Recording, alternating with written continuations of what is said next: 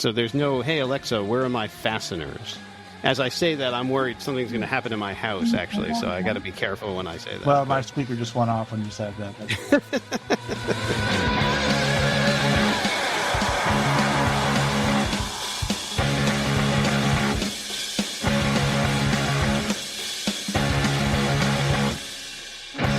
Hello and welcome to Make It, Move It, Sell It. On this podcast, I talk with company leaders about how they're modernizing the business of making, moving, and selling products. And of course, having fun along the way. I'm your host, Adam Honig, the CEO of Spiro.ai. We make amazing AI software for companies in the supply chain, but we're not talking about that today. Instead, today, we're talking with Joel Shoemaker, the VP of Marketing at the Elgin Fastener Group. Welcome to the podcast, Joe. Thanks, Adam. Pleasure to be with you. Yeah, thanks so much for joining us. Hey, let's just start tactical for a minute. Let's talk about fasteners. I mean, I get the sense that everything would fall apart if it wasn't for fasteners, but maybe you could just tell the folks at home here a little bit about what they are, who buys them, what your customers are like, and so on. Fasteners are a critical part of mostly everything that's manufactured, from the glasses that you happen to be wearing to the chair that you're sitting in, and a number of instruments and technologies that go on beyond that. At EFG, we manufacture specialty fasteners. And the difference between that and something that you might walk down the aisle of a home center and see is the minute that you need something to be a little bit different, whether that's length or diameter or coating, etc., you would come to someone like EFG who can build a fastener to your print. You make fasteners to order, essentially, Correct. Then, based upon, okay. Yeah, and there's a number of characteristics and physical attributes that have to be factored in to make those properly for our end customer.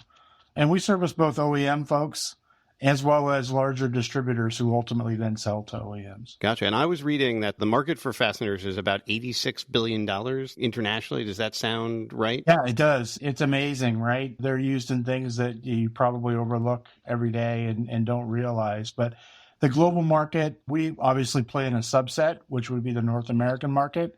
And even then, there's really three big buckets. There's automotive, aerospace, and industrial.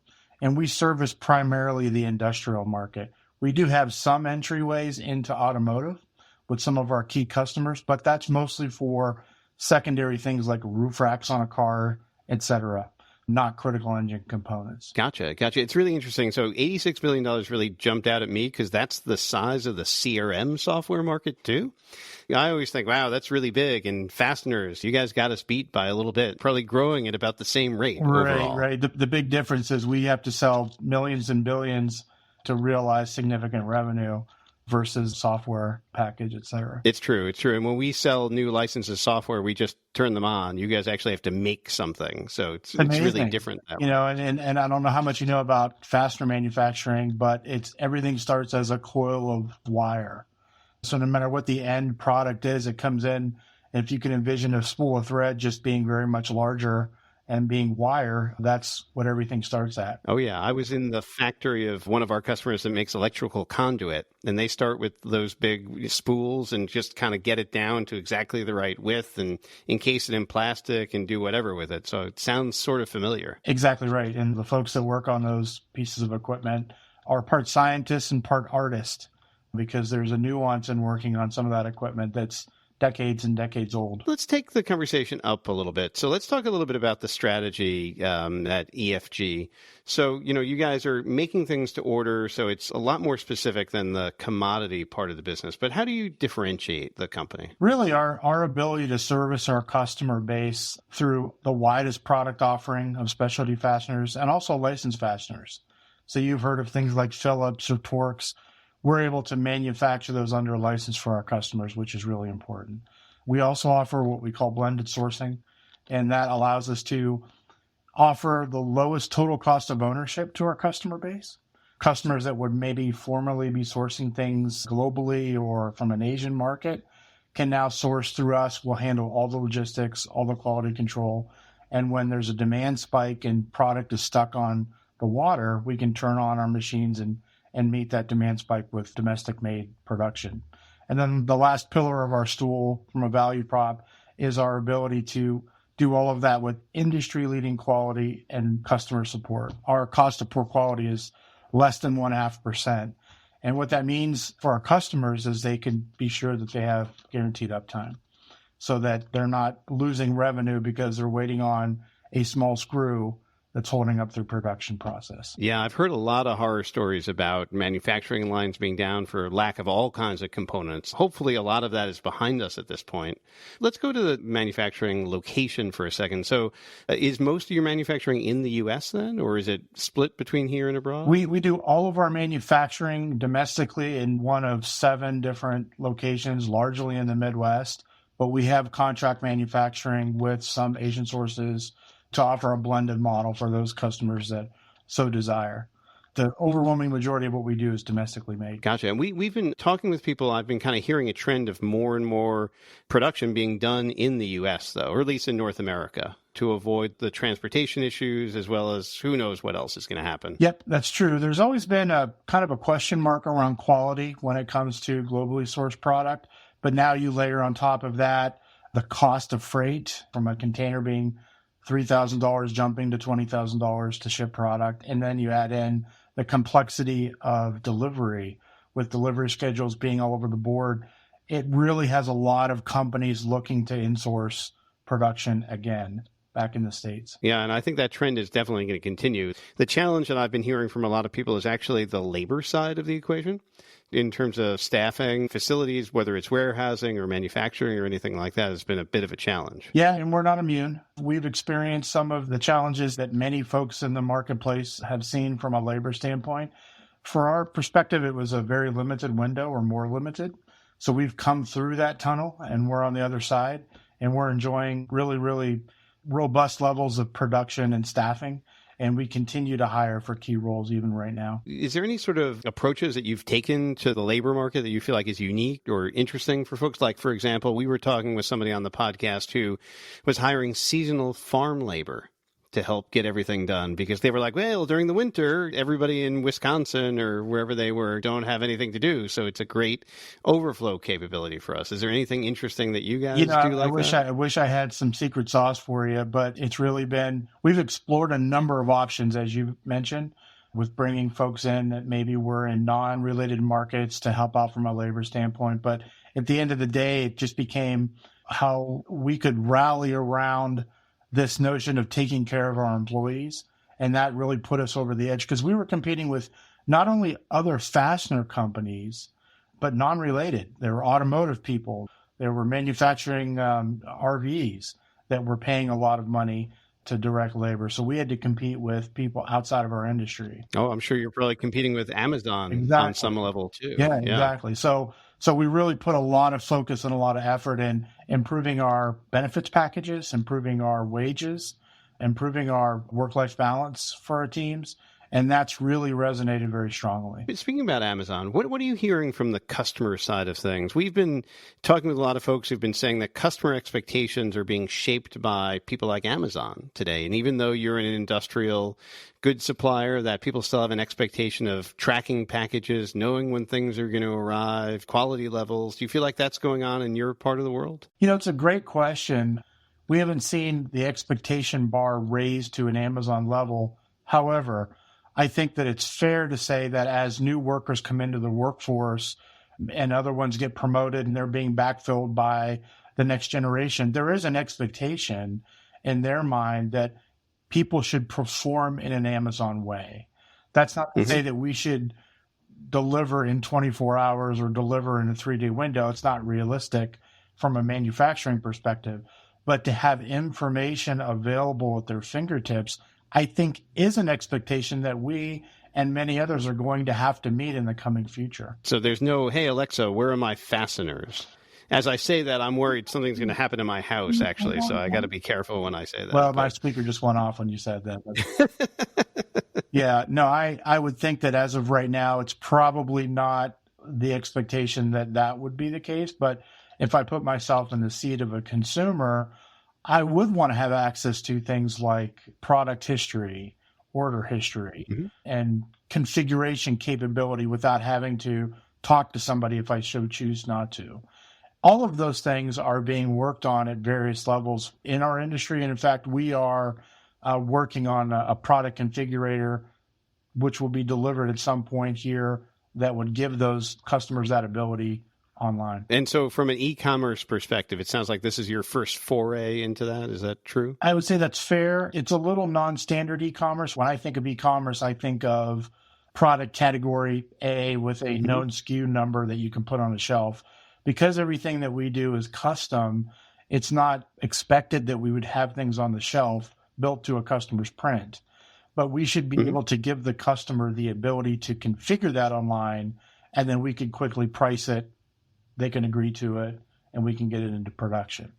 So e-commerce for us feels a little different than maybe an Amazon would be with a finished product. Right. And what about reordering? Is it common that if, a customer creates a certain type of fastener that they need and you do a run of 1 million or 2 million or whatever it is, like next year they're going to be like, okay, now I need 6 million. So they could maybe buy that online or something? That's the hope. Yeah, right. So they can look up a previous order with a unique part number tied to that configuration, which dates back to that drawing that they supplied.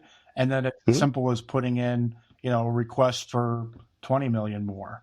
And it's just a function of verifying the current cost and processing the order. Yeah, that makes sense. We could just add an extra 0 onto it. So every time they order, it just goes up by a factor of 10. I like the way I'll make a note. I like the way you Yeah. Let's talk about marketing for a minute. So you're the VP of marketing for this fastener company, not an industry known for innovation and marketing, but tell me about some of the interesting things you guys are doing in the space. It's very difficult to stand out through a traditional sense. There's not a lot of publications that cater to this market. In fact, there's really 3. And Google AdWords and things online are nice, and we certainly do those.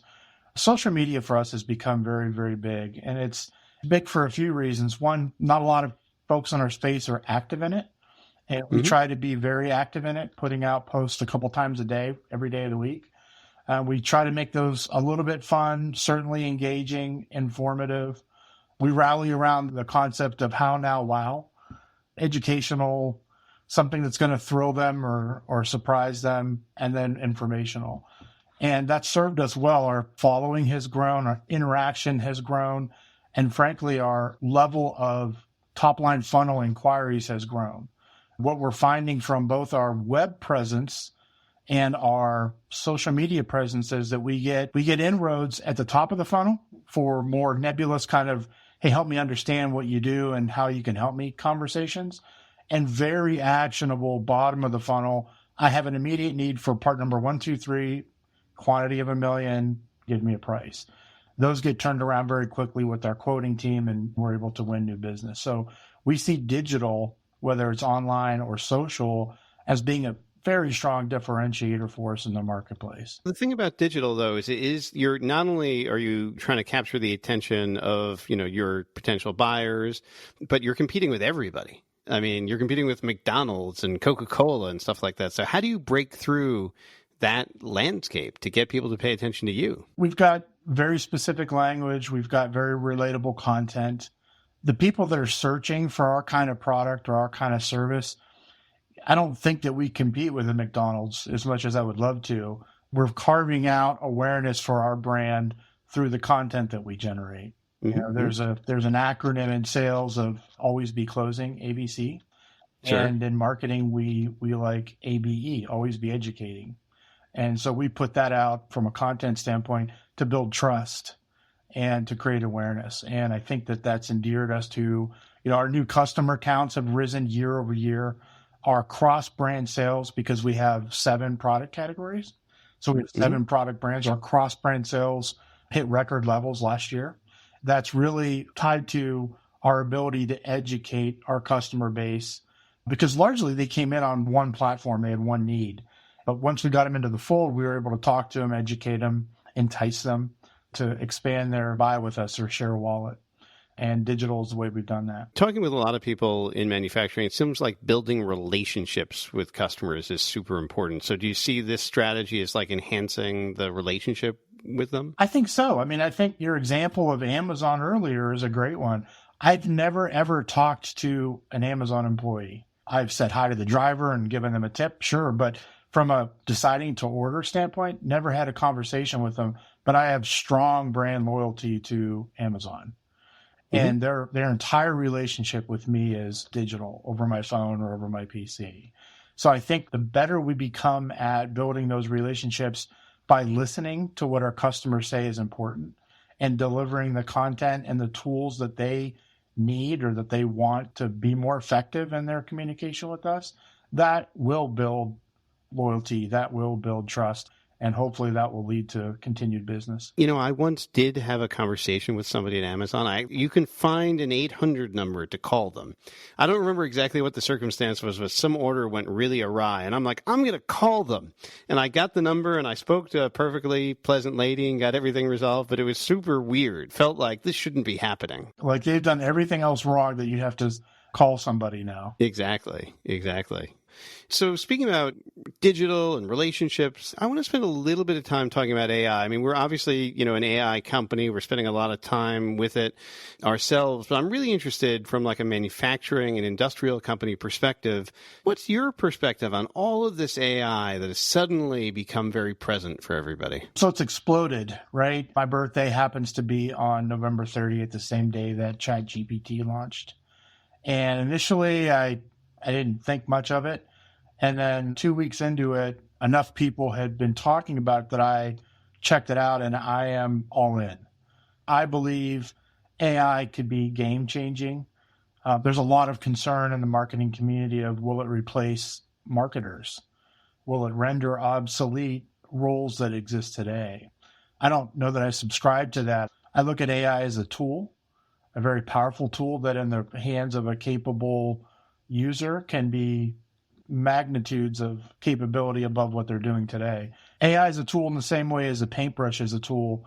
But if you give me a paintbrush, you're not going to get a Picasso out of me. It has to be utilized in the right way.